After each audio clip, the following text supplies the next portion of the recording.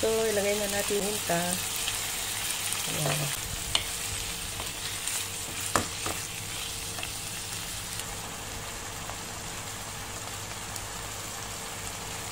Yung sauyo. At suka.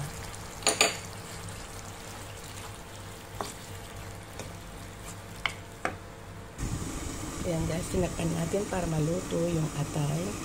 Hindi naman masyadong lutuin dahil atay yan.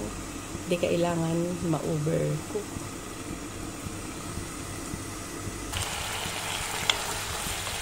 So, ayan guys. Pwede na siya.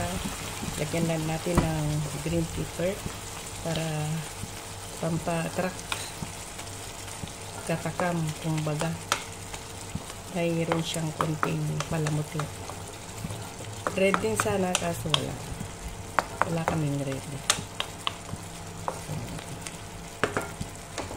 Ayan na. So, luto na yung atay.